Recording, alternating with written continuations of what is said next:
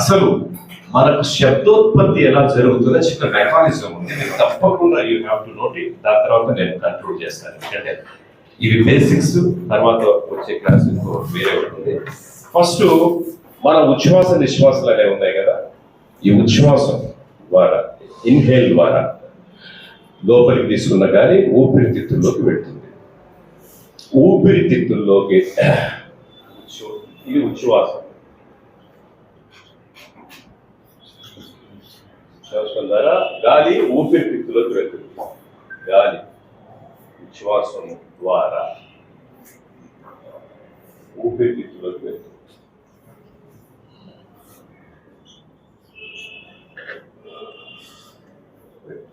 ఊపిరితిత్తుల్లోకి వెళ్ళిన గాలి నిశ్వాసం ద్వారా, గాలి అంటే ఎగ్జైల్,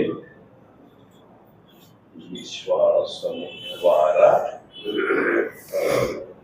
లోపల గాలి తీసుకున్నాం, ఊపిరితిత్తులో గాలి నిండింది అండ్ రిలీజ్ చేసేటప్పుడు ఈ గాలి గ్రసని హ్యారింగ్స్ అని ఒక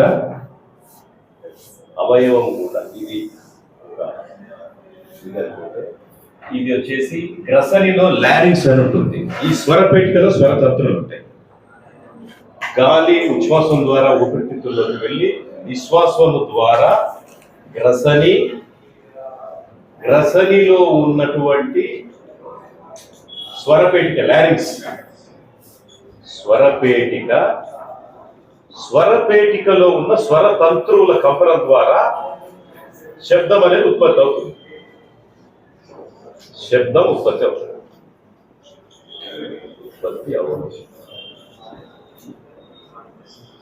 అంటే తీసుకున్న గాలి అన్న సౌండ్ ఎందుకు వస్తుందంటే ఉచ్ఛ్వాసం ద్వారా ఊపిరితిత్తుల్లో గాలి వెళ్ళింది, నిశ్వాసం ద్వారా గ్రసని మీదుగా వెళ్తూ అందులో ఉన్నటువంటి లారింగ్స్ స్వరపేటిక, ఆ స్వరపేటికలో ఉన్న స్వరతంత్రుల కంపనం ద్వారా అన్న శబ్దం ఉత్పత్తి అయింది. ఇప్పుడు నేను ఊపిరి పీల్చుకోకుండా అంటే ఆల్రెడీ నాలో బ్రీత్ ఉంది కాబట్టి ఈ స్వరపేటికలో ఉన్న స్వరతంత్రుల పొడవు అండ్ డయామీటర్ ని, లెంత్ అండ్ డయామీటర్ ద్వారా మన యొక్క స్వరం నిర్ధారించబడుతుంది. లేడీస్ కి అయితే ఈ స్వరతంత్రువులు హైట్ పొట్టిగా ఉండి మందంగా ఉంటాయి కాబట్టి వాళ్ళ వాయిస్ స్మూత్ గా ఉంటుంది. ఎందుకంటే గాలి వెళ్ళే ప్లేస్ తక్కువ, కంపన శక్తి తక్కువ. అదే మగవాళ్ళకైతే స్వరపేటికలో ఉన్న స్వరతంత్రువులు నిడివి పొడవు ఎక్కువగా ఉండి సన్నగా ఉంటాయి కాబట్టి అన్న సౌండ్ వస్తుంది. సో మీరు ఇంకా కొన్ని టిప్స్ చెప్పి నేను ముగిస్తాను. మీకు మనం ఇన్ని అక్షరాలు పలికాం కదా, అన్ని అక్షరాల్లో కూడా నాలిక ఎక్కడో ఒక చోట టచ్ అయింది. అంటే వదన కుహరం, ఓరల్ క్యావిటీలో ఉన్న రకరకాలు దవడల సాయం కావచ్చు, పళ్ళ సాయంతో కావచ్చు, నాలిక అడ్జస్ట్మెంట్స్ ద్వారా అక్షరాలు పలికాయి. కానీ 3 అక్షరాలు మాత్రం స్వతంత్రంగా పలుకుతాయి. అవి ఆ, ఊ, మ. ఇదే ఆది ప్రణవనాద ఓంకారం ఎందుకైందంటే ఓంకారంలో 3 అక్షరాలు ఉన్నాయి. ఆ, ఊ, మ. ఆ అంటే డబ్బింగ్ లో మాకు open mouth, open letter, and of letter వచ్చేసి వా ఆర్ త్రూ లిప్ ఊ, అండ్ క్లోజ్ లిప్ వచ్చేసి మ. ఆ, ఊ, మ అనేది క్లోజ్ లిప్. సూర్యుడిలోంచి వచ్చే సౌండ్ రికార్డ్ చేస్తే ఎలా ఏర్పడుతుంది?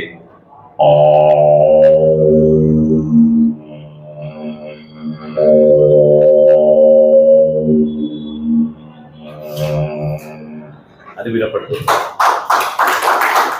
ఇది ఎందుకు ఆది ప్రణవనాదం ఏంటంటే పుట్టిన పిల్లగాడు ఏడిస్తే కూడా అది ఓంకారమే. బాలానాం రోదనం బలం అంటారు సారు. బాలల చిల్డ్రన్ థియేటర్ లో ఆయన అందవేసించాయి. బాలానాం రోదనం బలం, పిల్లగాడు ఏడిస్తే బలం. ఎందుకంటే వాడు ఓంకార సాధన చేసుకుంటారు. అంటే వాడు ఓపెన్ లిప్ చేస్తుంటే ఆ పలుకుతుంది, ఆఫ్ లిప్ చేస్తే ఊ పలుకుతుంది, క్లోజ్ లిప్ చేస్తే బా పలుకుతుంది. ఓంకార సాధన చేస్తున్నాడు కాబట్టి వాడికి బాలానాం రోదనం బలం.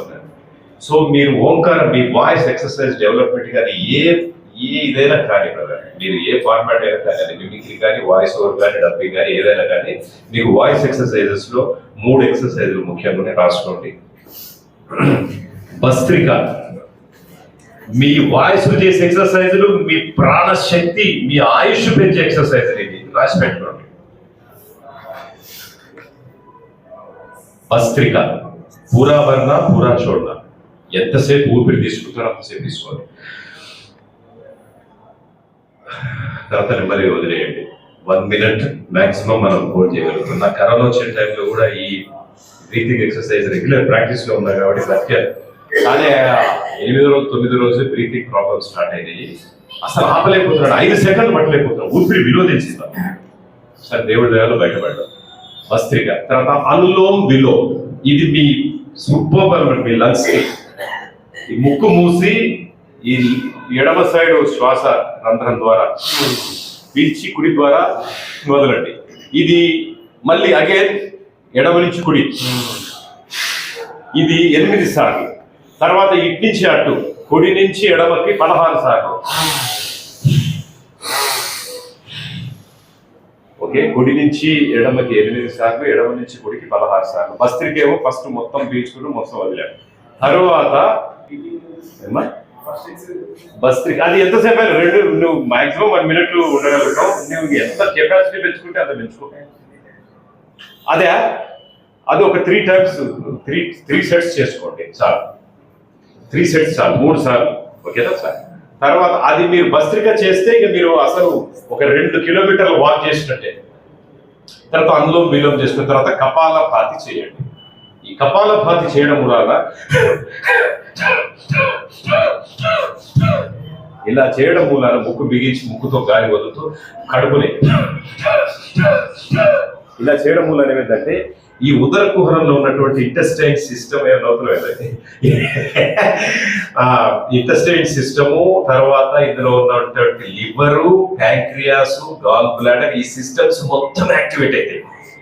నీకు ఇప్పుడు మనం నరేష్ ఎక్సర్సైజ్ చేసినాం, డంబులు పెట్టి కండ పెరుగుతుంది. అట్లనే లివర్ యాక్టివేట్ కావాలంటే లివర్ని వదిలియాలి. లివర్ని ఎట్లా అంటే అసలు లివర్ లో ప్యాంక్రియాస్, ఇన్సులిన్ ఉత్పత్తి కరెక్ట్ ఉంటే ఏ షుగర్ రాదు, ఏం రాదు, ఏం రాదు. మన లివర్ ని మనం ఎట్లా యాక్టివేట్ చేయాలంటే ఈ ఎక్సర్సైజ్ ద్వారా బట్ట పెట్టి ఉతికినట్టు తేనె పెడితే తేనె ఎట్లా వస్తుంది, తేనె పట్టు పెడితే తేనె ఎట్లా వస్తుంది, అట్లా ఇన్సులిన్ ఉత్పత్తి కావాలి. సో ఈ ఉదర కుహరంలో ఉండేటటువంటి సిస్టమ్స్ మొత్తం మీరు కపాలభాతి యాక్టివేట్ చేస్తారు. ఆ తర్వాత ఓంకారం చేసుకోండి. ఓంకారం అనగానే అని చేస్తారు చాలా.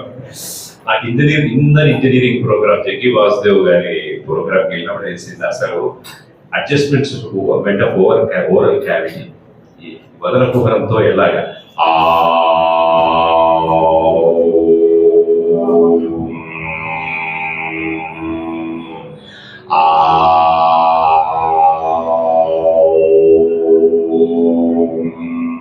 ఇది 21 సార్లు చేయండి. కరెక్ట్ మీరు విక్రమంలో చేస్తే 5 నిమిషాల్లో ఫినిష్ అవుతుంది. ఫస్ట్ లెక్క పెట్టుకొని చేయండి, ఆ తర్వాత లెక్క పెట్టుకోవాల్సిన అవసరం 5 నిమిషాల్లో 21 కంప్లీట్ అయిపోతాయి. ఈ 3 తప్పకుండా చేయండి. మీరు వాకింగ్ చేసినా చేయకపోయినా రకరకాలు వచ్చినాయి. నారాయణ ఇప్పుడు కుర్చీలో కూర్చొని ఎక్సర్సైజ్ చేసుకోవచ్చు హ్యాపీగా, బాడీ మొత్తం స్లిమ్గా, అసలు మొత్తం బాడీ పొట్ట ఇంట లేకుండా. మంచి హ్యాబిట్స్, సిగరెట్ స్మోకింగ్ లాంటివి, మద్యపానం లాంటివి దూరం పెట్టండి. సిగరెట్, గుట్కా, చీవింగ్ ఏదైతే ఉందో కంప్లీట్ తీసి అవతల పడేయండి. ఒకప్పుడు నాకు అన్ని అలవాట్లు ఉన్నాయి. మా వాడు జేసీ శేఖర్, జనార్దన్, మేము కలిసిపోయి సిగరెట్లు తాగడం జేసీ శేఖర్ ఏం ఆర్టిస్ట్ అంటే ఉండేవన్నీ మానేసాం, గుట్కాలు తింటామని. ఎందుకంటే నాకు పళ్ళు పాడైపోయి 4 పళ్ళు తీసేయాలన్నారు. భయమై నా వృత్తే ఇది అనుకొని వచ్చిన. పళ్ళు పోతే ఇంకేముంది, ఏం లేదు. సౌండ్ లిస్టిక్స్, సౌండ్ డిజార్డర్స్ లో లిస్టిక్స్, గాలిపోవడం అటువంటి జరుగుతాయి. మనం చెప్పలేదు అందుకే.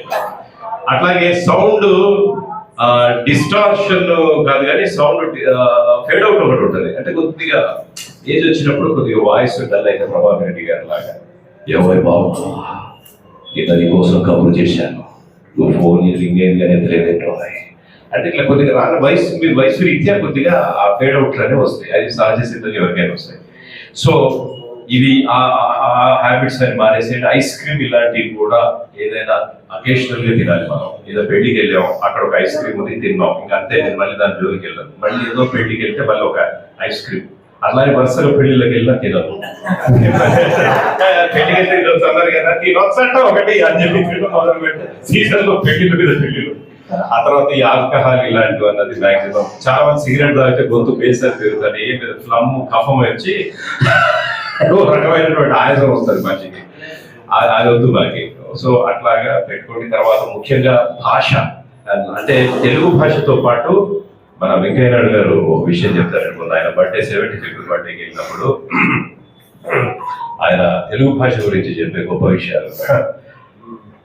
మాతృభాష కళ్ళ వంటిది, పరభాష కళ్ళతాల వంటిది. ఒకప్పుడు ఆయన రేంజ్ వేరే ఉండే, ఈ దేశంలో ఆ రేంజ్ లో ఉండేది. ఇప్పుడు అంత మాట్లాడుతుంది, ఎందుకంటే వయసు రీచ్ కొద్దిగా ఆయన కూడా స్లో మాట్లాడతారు.